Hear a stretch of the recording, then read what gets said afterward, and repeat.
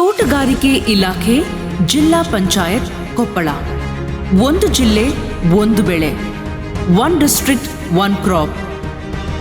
ಆತ್ಮನಿರ್ಭರ ಭಾರತ ಅಭಿಯಾನದ ಮಹತ್ವಾಕಾಂಕ್ಷೆ. ಕೇಂದ್ರ ಸರ್ಕಾರದ ಆಹಾರ ಉದ್ದಿಮೆಗಳ ಮಂತ್ರಾಲಯದ ಸಹಯೋಗ, ಪ್ರಧಾನಮಂತ್ರಿಗಳ ಕಿರು ಆಹಾರ ಸಂಸ್ಕರಣೆ ಯೋಜನೆಗಳ ನಿಯಮಬದ್ಧಗೊಳಿಸುವಿಕೆ ಯೋಜನೆ ಅಡಿಯಲ್ಲಿ ಕೊಪ್ಪಳ ಜಿಲ್ಲೆಯ ಸೀಬೆ, ಪೇರಲ ಬೆಳೆಯನ್ನು ಒಂದು ಜಿಲ್ಲೆ ಒಂದು ಉತ್ಪನ್ನವನ್ನಾಗಿ ರಾಜ್ಯ ಸರ್ಕಾರ ಘೋಷಿಸಿರುತ್ತದೆ.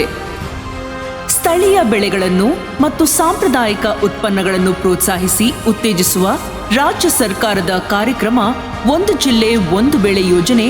ಈ ಯೋಜನೆ ಅಡಿ ಕೊಪ್ಪಳ ಜಿಲ್ಲೆಗೆ ಆಯ್ಕೆಯಾದ ಸೀಬೆ ತಳಿಯ ಅಭಿವೃದ್ಧಿ, ರೈತರು, ರೈತ ಉತ್ಪಾದಕ ಸಂಸ್ಥೆಗಳು, ಉದ್ದಿಮೆದಾರರು, ಸ್ವಸಹಾಯ ಸಂಘಗಳು ಹಾಗೂ ಉತ್ಪಾದಕ ಸಹಕಾರಿ ಸಂಘಗಳಿಗೆ ಸಂಸ್ಕರಣಾ ಘಟಕ ನಿರ್ಮಾಣ ಮಾಡಲು ಸಹಾಯಧನ ಮತ್ತು ಬ್ರ್ಯಾಂಡ್ ಸೃಷ್ಟಿಸಲು ನೆರವು, ಜಿಲ್ಲೆಯ ಯುವ ಜನತೆಗೆ ಉದ್ಯೋಗ ಅವಕಾಶಗಳನ್ನು ತೆರೆದಿಡುವ ಮೂಲಕ ರೈತರಿಗೆ ಮಾರುಕಟ್ಟೆ ವಿಸ್ತರಿಸಿ ಹೊರ ಜಿಲ್ಲೆ, ಹೊರ ರಾಜ್ಯ ರಫ್ತು, ಆನ್ಲೈನ್ ಮಾರುಕಟ್ಟೆ ಕಲ್ಪಿಸಿ ಆದಾಯವನ್ನು ದ್ವಿಗುಣಗೊಳಿಸುವ ಮಹತ್ವಾಕಾಂಕ್ಷೆ ಇದಾಗಿದೆ.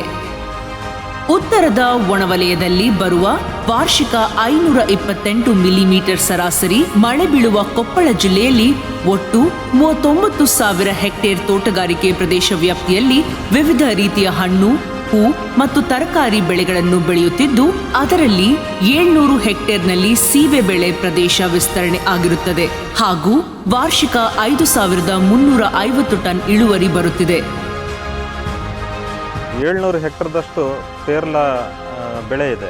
ಇದಕ್ಕೆ ಪೂರಕವಾಗಿ ನಾವು ತೋಟಗಾರಿಕೆ ಇಲಾಖೆಯಿಂದ ಮುಖ್ಯವಾಗಿ ರಾಷ್ಟ್ರೀಯ ತೋಟಗಾರಿಕಾ ಮಿಷನ್ ಯೋಜನೆ ಇಡ್ಬೋದು, ಸಮಗ್ರ ತೋಟಗಾರಿಕೆ ಅಭಿವೃದ್ಧಿ ಯೋಜನೆ ಇಡ್ಬೋದು, ಮತ್ತು ಮಹಾತ್ಮ ಗಾಂಧಿ ರಾಷ್ಟ್ರೀಯ ಗ್ರಾಮೀಣ ಉದ್ಯೋಗ ಖಾತ್ರಿ ಯೋಜನೆ, ಈ ಸುಮಾರು ಯೋಜನೆಗಳಲ್ಲಿ ನಾವು ಸಹಾಯಧನವನ್ನು ನೀಡ್ತಾ ಇರೋದ್ರಿಂದ ಇಷ್ಟು ಪ್ರದೇಶ ವಿಸ್ತರಣೆ ಆಗೋಕ್ಕೆ ಇಲ್ಲಿ ಅನುಕೂಲ ಆಗಿದೆ. ಇದರ ಜೊತೆಗೆ ನಾವು PMKSY ಯೋಜನೆ ಅಡಿಯಲ್ಲಿ ಹನಿ ನೀರಾವರಿಗೂ ಸಹ 90% ಸಹಾಯಧನವನ್ನು ಹನಿ ನೀರಾವರಿಗೆ ಕೊಡ್ತಾ ಇದ್ದೀವಿ. ಈ ಎಲ್ಲ ಯೋಜನೆಗಳ ಸದ್ಬಳಕೆಯಿಂದ ಸುಮಾರು 700 ಹೆಕ್ಟರ್ನಷ್ಟು ಪ್ರದೇಶ ಇಲ್ಲಿ ಪೇರಲ ಪ್ರದೇಶ ವಿಸ್ತರಣೆ ಆಗಿದೆ. ನಾವು ತೈವಾನ್ ಪಿಂಕ್ ಅನ್ನೋ ಒಂದು ತಳಿನ ಸುಮಾರು 800 ಗಿಡಗಳನ್ನು ನಾಟಿ ಮಾಡಿದ್ದೀವಿ ಇಲ್ಲಿ 1.5 ಎಕರೆ ಪ್ರದೇಶದಲ್ಲಿ. ಈಗ ಇದು ನಮ್ಮದು ಬರ್ತಾ ಇರೋದು 2ನೇ ಬೆಳೆ. ಮೊದಲನೇ ಬೆಳೆ ಸುಮಾರು ಒಂದು 2.5 ಲಕ್ಷ ರೂಪಾಯಿದ್ದು ಬೆಳೆ ಆಗಿತ್ತು. ಈ ಬಾರಿ ಸರ್ಕಾರ ಒನ್ ಡಿಸ್ಟಿಕ್ ಒನ್ ಕ್ರಾಪ್ ಅನ್ನೋ ಒಂದು ಯೋಜನೆ ತಂದು ರೈತರಿಗೆಲ್ಲ ಒಳ್ಳೆ ಅನುಕೂಲಕರ ಒಂದು ವಾತಾವರಣವನ್ನು ಸೃಷ್ಟಿ ಮಾಡಿಕೊಡ್ತಾ ಇದೆ. ಇವತ್ತು ನಾವು ಬೆಳೆದಂಥ ಬೆಳೆಗಳನ್ನು ನೇರವಾಗಿ ಮಾರಾಟ ಮಾಡೋದಕ್ಕಿಂತ ಆ ಬೆಳೆಗಳನ್ನು ಸಂಸ್ಕರಣೆ ಮಾಡಿ ಇನ್ನಿತರ ಉತ್ಪನ್ನಗಳನ್ನು ತಯಾರು ಮಾಡಿ ಮಾರಾಟ ಮಾಡೋದ್ರಿಂದ ಒಳ್ಳೆಯ ಲಾಭವೂ ಇದೆ. ಜೊತೆಗೆ ನಾವು ಆರ್ಥಿಕವಾಗಿ ಸಬಲರಾಗಲಿಕ್ಕೆ ಇದೊಂದು ಒಳ್ಳೆಯ ಸದಾವಕಾಶ ಅಂತ ನಾನು ಸರ್ಕಾರಕ್ಕೆ ಈ ಒಂದು ಸಂದರ್ಭದಲ್ಲಿ ಅಭಿನಂದನೆಗಳನ್ನು ಸಲ್ಲಿಸ್ತಾ ಇದ್ದೀನಿ. ನಮ್ಮ ಹೆಸರು ಹುಲಿಯಮ್ಮ ಅಂತೇಳಿ ನಾವು ಹಣ್ಣು ಮಾರ್ತಿದ್ದೀವಿ. ಇಲ್ಲೆಲ್ಲ ಹಣ್ಣು ಇವ ಪ್ಯಾರ್ಲೆಣ್ಣ ಫೇಮಸ್ ಆಗಿದ್ದು ಇಲ್ಲೆಲ್ಲ ಜಗ್ಗಿ ಜನ ಬಂದು ತಗೊಂಡು ಹೋಗ್ತಾರೆ. ಹಣ್ಣು ಮಾರಕ್ಕೆ ಕುಂತು 10 ವರ್ಷ ಆತ್ರಿ. ನಾನು ದ್ರಾಕ್ಷಿ ಮಾರ್ತನು, ಪ್ಯಾರ್ಲೆಣ್ಣು ಮಾರ್ತನು, ಮಾನೆಹಣ್ಣು ಮಾರ್ತನು, ಎಲ್ಲ ಮಾರ್ತನು. ಇದು ಪ್ಯಾರ್ಲೆಣ್ಣ ಡಿಮಾಂಡ್. ಇದು ಅಂದ್ರೆ ಏನು ಶುಗರ್ ಪಗಾರ ಅಂತಂದು ಎಲ್ಲ ಹೋಗುತ್ತಂತ, ಹಂಗಾಗಿ ಡಿಮಾಂಡ್. ಎನಿ ಟೈಮ್ ಸಿಗ್ತೈತಿ ಇದು. ಒಟ್ಟು ಇದಕ್ಕೆ ಬಿಡುವಂತ ಹಾಕೋದಿಲ್ಲ. ನಮ್ಗೆ ಎಷ್ಟು ಲಾಭ, ಒಂದು 300-350 ಲಾಭ ಸಿಗ್ತೈತೆ ಅಷ್ಟೇ. ಅದ್ರ ಮೇಲೆ ಅದು ಸಿಗಲ್ಲ. ಮತ್ತು ಇನ್ನೊಬ್ರು ಕೆಲ್ಸಕ್ಕೆ ಹೋಗಪ್ಪಲ್ಲ, ಇದನ್ನ ಮಾಡಿದ್ರೆ ನಮ್ಮ ಕೈಯಾಗ ನಮ್ಮ ಕೆಲಸ ಇರ್ತೈತಿ ಅಂತ ಮಾಡಿದ್ವಿ ಅಷ್ಟೇ. ಬಾಳೆ, ಮಾವು, ಸಿಟ್ರಸ್ ನಂತರದ ಭಾರತದ 4ನೇ ಪ್ರಮುಖ ವಾಣಿಜ್ಯ ಹಣ್ಣು ಸೀಬೆ. ಈ ಹಣ್ಣು ವಿಟಮಿನ್ ಸಿ, ಕಬ್ಬಿಣಾಂಶ ಮತ್ತು ರಂಜಕದ ಉತ್ತಮ ಮೂಲವಾಗಿದ್ದು, ಅಪೌಷ್ಟಿಕತೆ, ಡಯೂರಿಯಾ ಮತ್ತು ಮಧುಮೇಹ ರೋಗಿಗಳಿಗೆ ಅವಶ್ಯ ಪೋಷಕಾಂಶಗಳನ್ನು ಒದಗಿಸುತ್ತದೆ. ಸಂಸ್ಕರಿಸಿದ ಜಾಮ್, ಜೆಲ್ಲಿ, ಮಕರಂದ ಜ್ಯೂಸ್ಗೆ ಬಹಳ ಬೇಡಿಕೆ ಇದ್ದು, ಇದರ ಎಲೆ ಔಷಧಿಯ ಮೂಲವೂ ಆಗಿದೆ. ಭಾರತದಲ್ಲಿ ಕರ್ನಾಟಕವು ಸೀಬೆ ಉತ್ಪಾದನೆಯ 3ನೇ ಸ್ಥಾನದಲ್ಲಿದ್ದು 149.50 ಮೆಟ್ರಿಕ್ ಟನ್ ಉತ್ಪಾದಿಸುತ್ತಿದೆ ಮತ್ತು ಇಂದು ಕೊಪ್ಪಳ ಜಿಲ್ಲೆಯ ಒಂದು ಉತ್ಪನ್ನ ಎಂದು ಘೋಷಿಸಿ ಪ್ರೋತ್ಸಾಹಿಸುತ್ತಿದೆ. ನಮಸ್ಕಾರ. ಆತ್ಮ ನಿರ್ಭರ ಯೋಜನೆಯ ಅಡಿಯಲ್ಲಿ ಕೊಪ್ಪಳ ಜಿಲ್ಲೆ ಸೀಬೆ ಒಂದು ಜಿಲ್ಲೆ ಒಂದು ಬೆಳೆಗೆ ಆಯ್ಕೆ ಆಗಿರ್ತಕ್ಕಂಥ ಈ ಸೀಬೆ ತೋಟಕ್ಕೆ ನಾನು ಬಂದಿದ್ದೇನೆ. ಒಂದು ಜಿಲ್ಲೆ ಒಂದು ಬೆಳೆ ಈ ಯೋಜನೆ ಅಡಿಯಲ್ಲಿ ನಮ್ಮ ಜಿಲ್ಲೆಯಲ್ಲಿ ಯಾವ ಬೆಳೆ ಶಾರ್ಟ್ ಲಿಸ್ಟ್ ಮಾಡಬೇಕಂತ ಅನ್ನೋದು ಚರ್ಚೆ ನಡೆಯುವಾಗ ನಮ್ಮ ಜಿಲ್ಲೆಯಲ್ಲಿ ಈಗಾಗಲೇ ಯಾವ್ಯಾವ ಕ್ರಾಪ್ದು ಎಷ್ಟೆಷ್ಟು ಸೋವಿಂಗ್ ಇದೆ, ಎಷ್ಟೆಷ್ಟು ಪ್ರೊಡಕ್ಷನ್ ಇದೆ, ಮತ್ತು ಈಗಾಗಲೇ ಪ್ರೊಸೆಸಿಂಗ್ ಯೂನಿಟ್ಸ್ ಯಾವ್ಯಾವ ಕ್ರಾಪ್ದು ಅವೈಲೇಬಲ್ ಇದಾವೆ ಅದನ್ನು ನೋಡಿಕೊಂಡು ನಮ್ಮ ಎಲ್ಲ ಜಿಲ್ಲಾ ಮಟ್ಟದ ಅಧಿಕಾರಿಗಳ ಜೊತೆಗೆ ಮತ್ತು ಕೆಲವೊಂದು ರೈತರ ಬಾಂಧವರ ಜೊತೆಗೆ ಚರ್ಚೆ ಮಾಡಿದ ನಂತರ ನಮ್ಮ ಜಿಲ್ಲೆಯಲ್ಲಿ ಯಾವ ಕ್ರಾಪಿಂದು ಪ್ರೊಸೆಸಿಂಗ್ ಇಂಡಸ್ಟ್ರಿದು ಕೊರತೆ ಇದೆ ಆ ಕ್ರಾಪ್ ನಾವು ಶಾರ್ಟ್ ಲಿಸ್ಟ್ ಮಾಡೋಕ್ಕೆ ಡಿಸೈಡ್ ಮಾಡಿರೋ ಹಿನ್ನೆಲೆಯಲ್ಲಿ ಆ ಪೇರಳೆ ಹಣ್ಣಿನ ನಾವು ಶಾರ್ಟ್ ಲಿಸ್ಟ್ ಮಾಡಿದ್ದೀವಿ. ಈ ಫಾರ್ಮರ್ ಡಬಲ್ ಇನ್ಕಮ್ ಬಗ್ಗೆ ಮೋದಿಯವರ ಕನಸಿದು. ಆತ್ಮನಿರ್ಭರ ಭಾರತ ಅಭಿಯಾನದ ಯೋಜನೆ ಅನುಗುಣವಾಗಿ ಆಹಾರ ಸಂಸ್ಕರಣಾ ಉದ್ಯಮಗಳನ್ನು ಕೃಷಿ ಮಂತ್ರಾಲಯ ಪ್ರಾರಂಭಿಸಲಿಕ್ಕೆ ಚಿಂತನೆ ಪ್ರಾರಂಭ ಮಾಡಿದೆ. ಆಹಾರ ಸಂಸ್ಕರಣಾ ಘಟಕಗಳಾಗೋದ್ರಿಂದ ಹೆಚ್ಚು ಇವತ್ತು ಬೆಲೆ ಸಿಗ್ತಕ್ಕಂಥದ್ದು ಆಗ್ತದೆ. ಇದರಿಂದ ನಮಗೆ ಡೈರೆಕ್ಟಾಗಿ ನಾವು ಮಾರಾಟ ಮಾಡಿದ್ರೆ ರೈತನಿಗೆ ಅದು ಲಾಭ ಬರೋದಿಲ್ಲ. ಆ ಕಾರಣಕ್ಕಾಗಿ ರೈತರು ಒಂದು ಆರ್ಗನೈಸ್ ಆಗಬೇಕಾಗ್ತದೆ.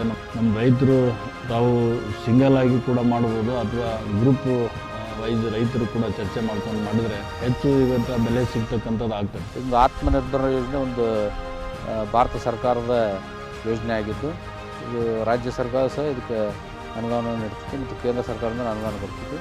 ಈ ಯೋಜನೆಯಡಿ ನಾವು ರೈತರಿಗೆ ತಾವು ಬೆಳೆದಿರ್ತಕ್ಕಂಥ ಪೇರಲವನ್ನು ಹೆಚ್ಚಿನ ರೇಟಿಗೆ ಮಾರಿಕೊಳ್ಳಲಿಕ್ಕೆ ಅನುವಾಗುವಂತೆ ಬ್ರ್ಯಾಂಡಿಂಗ್ ಕ್ರಿಯೇಟ್ ಮಾಡುವಂಥದ್ದು ಮತ್ತು ಜ್ಯೂಸ್ ಮಾಡ್ತಕ್ಕಂಥದ್ದು, ಜಾಮ್, ಜೆಲ್ಲಿ, ಕೆಚ್ಚಪ್ ಹಾಗೂ ಬೇರೆ ಬೇರೆ ವಿವಿಧ ಉಪ ಉತ್ಪನ್ನಗಳನ್ನು ಮಾಡಲಿಕ್ಕೆ ರೈತರು ತಮ್ಮದೇ ಆದಂಥ ಒಂದು ಬ್ರ್ಯಾಂಡನ್ನು ಕ್ರಿಯೇಟ್ ಮಾಡ್ಕೊಂಡು ಮಾರಾಟ ಮಾಡಲಿಕ್ಕೆ ಅನುಕೂಲವಾಗುವಂತೆ ನಮ್ಮ ಆತ್ಮನಿರ್ಭರ ಯೋಜನೆಯಡಿ ಎದುರಿ ರೈತರಿಗೆ 10 ಲಕ್ಷದವರೆಗೆ ಸಹಾಯಧನ ಅಥವಾ 35%ವರೆಗೂ ಸಬ್ಸಿಡಿಯನ್ನು ಕೊಡಲಿಕ್ಕೆ ಆತ್ಮನಿರ್ಭರ ಅನುಕೂಲವಿದೆ.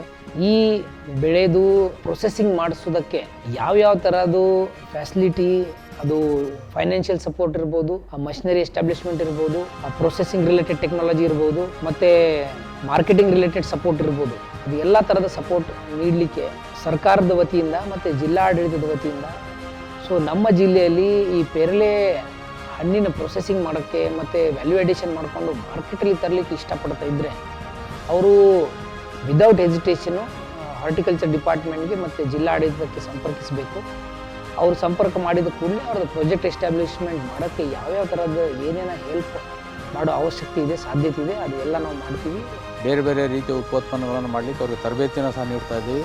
ಅದ್ರ ಜೊತೆಗೆ ಅವರು ತಮ್ಮದೇ ಆದಂಥ ಒಂದು ಬ್ರ್ಯಾಂಡ್ ಮಾಡ್ಕೊಂಡು ತಮ್ಮ ವಸ್ತುವಿಗೆ ಒಳ್ಳೆಯ ಮಾರುಕಟ್ಟೆಯನ್ನು ಒದಗಿಸ್ಕೊಳ್ಳಲಿಕ್ಕೂ ಸಹ ನಾವು ಈ ಆತ್ಮನಿರ್ಭರ ಯೋಜನೆಯಲ್ಲಿ ಅನುಕೂಲ ಮಾಡಿಕೊಡ್ತಾ ಇದ್ದೀವಿ. ಅದೇ ರೀತಿ ತರಬೇತಿಯನ್ನು ಸಹ ನೀಡ್ತಾ ಇದ್ದೀವಿ. ಇದು ನಾವು ಗೋವಾ ಶಾರ್ಟ್ ಲಿಸ್ಟ್ ಮಾಡಿದರೆ ಇದು ಪೇರಳೆಯನ್ನು ಮಾತ್ರ ನಾವು ಪ್ರೊಸೆಸ್ ಮಾಡ್ಬೋದು, ಅದಕ್ಕೆ ಮಾತ್ರ ಗೌರ್ಮೆಂಟ್ ಸಪೋರ್ಟ್ ಮಾಡುತ್ತದೆ ಅಂತ ಅನ್ನೋದಲ್ಲ. ಉಳ್ಕಿದ ಕ್ರಾಪ್ಸ್ ಕೂಡ ನಿಮ್ಮ ಪ್ರೊಸೆಸಿಂಗ್ ಮಾಡೋಕ್ಕೆ ಯಾವುದೇ ಥರದ ನಿಮ್ಮದು ಪ್ಲ್ಯಾನ್ ಇದ್ದರೆ, ಇಚ್ಛೆ ಇದ್ದರೆ, ಆಕಾಂಕ್ಷೆ ಇದ್ದರೆ ದಯವಿಟ್ಟು ಹಾರ್ಟಿಕಲ್ಚರ್ ಡಿಪಾರ್ಟ್ಮೆಂಟ್ಗೆ ಮತ್ತು ಜಿಲ್ಲಾಡಳಿತಕ್ಕೆ ಸಂಪರ್ಕಿಸಬೇಕು.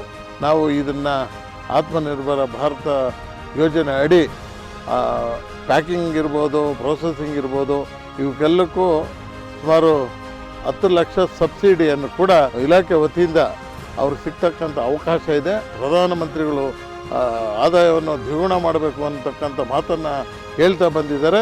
ಭಾರತ ಸರ್ಕಾರದಿರ್ಬೋದು, ರಾಜ್ಯ ಸರ್ಕಾರದ ಅನುದಾನಗಳನ್ನು ಪಡೆದು ಉತ್ತಮವಾಗಿ ಅವನ ಭವಿಷ್ಯವನ್ನು ರೂಪಿಸಲಿಕ್ಕೆ ಇವತ್ತು ಒಳ್ಳೆಯ ಯೋಜನೆಗಳು ಸರ್ಕಾರದಲ್ಲಿ ಇದ್ದಾವೆ. ಅದನ್ನ ಬಳಸ್ಕೊಳ್ಬೇಕು, ಆ ರೈತರು ರೂಢಿಸ್ಕೋಬೇಕು, ಅಳವಡಿಸ್ಕೋಬೇಕು ಅಂತಕ್ಕಂಥ ಒಂದು ಮನವಿಯನ್ನು ಕೂಡ ಈ ಸಂದರ್ಭದಲ್ಲಿ ಮಾಡ್ತಾ ಇದ್ದೀನಿ. ನಮಸ್ಕಾರ.